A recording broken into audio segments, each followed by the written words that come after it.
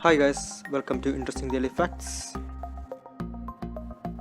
Sri Padmanabha Temple is located in India. In June 2011, the Supreme Court directed the authorities from the Archaeology Department to open the secret chamber. The temple has 6 vaults. One remained unopened, 5 vaults were opened. The result is said to be $22 billion worth of gold, statues, jewelries have been found.